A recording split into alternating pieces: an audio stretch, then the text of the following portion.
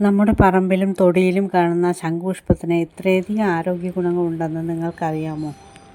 ശംഖുപുഷ്പത്തിൻ്റെ പ്രധാന ഗുണങ്ങൾ എന്തെല്ലാമെന്ന് നോക്കാം.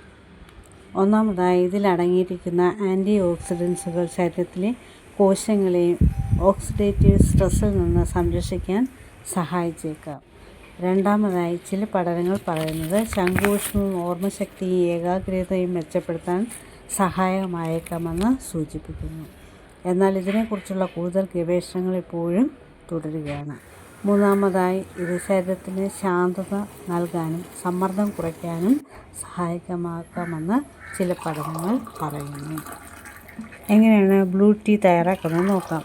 ആദ്യം ഒരു പാത്രത്തിൽ ഒരു 2 ഗ്ലാസ് വെള്ളം തിളപ്പിക്കുക. തിളപ്പിച്ചതിന് ശേഷം 2 ഗ്ലാസ്സിലേക്ക് ഒഴിക്കുക.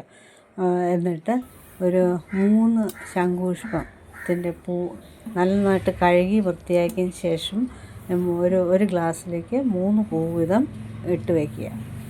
അതിൻ്റെ ആ പച്ച പോലെ ഇരിക്കുന്ന അതിനെയൊക്കെ ഇളക്കി കളഞ്ഞിട്ട് ഇടുക. 2 ഗ്ലാസ്സിലും 3 പൂക്കൾ വീതമാണ് ഞാൻ ഇട്ട് വയ്ക്കുന്നത്. ഇട്ടതിന് ശേഷം രണ്ടും അടച്ച് വയ്ക്കുക. ഒരു 5-10 മിനിറ്റ് കഴിയുമ്പോഴത്തേക്ക് ഇതിൻ്റെ വെള്ളത്തിൻ്റെ കളർ തന്നെ മാറാൻ തുടങ്ങും. ചർമ്മത്തിനും മുടിക്കും ഗുണകരമായ ആൻറ്റി ഓക്സിഡൻസുകൾ ഇതിൽ ധാരാളം അടങ്ങിയിട്ടുണ്ട്. അതിനാൽ ആരോഗ്യകരമായ ചർമ്മത്തിനും മുടിക്കും ഇത് സഹായകമായേക്കാം.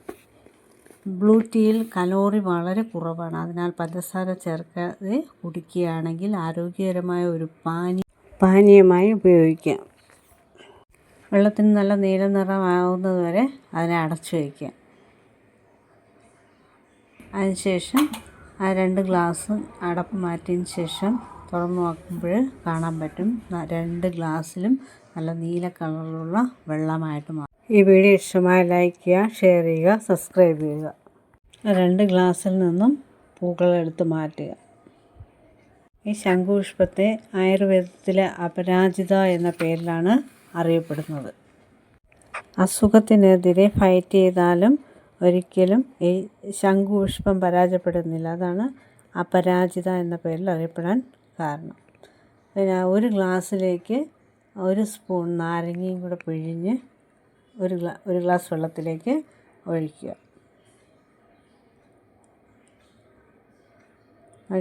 അതിൻ്റെ കൂടെ ഒരു 1/2 സ്പൂണ് തേനും കൂടി ഒഴിച്ച് നന്നായിട്ട് കലക്കി കുടിക്കുക. എന്തെങ്കിലും അസുഖമുള്ളവരും ഗർഭിണികളോ കൊച്ചുകുട്ടികൾക്കോ ഇതൊന്നും ഡോക്ടറുടെ നിർദ്ദേശപ്രകാരം മാത്രമേ കൊടുക്കാൻ പാടുള്ളൂ. അല്ലാതെയൊന്നും കുടിക്കരുത്.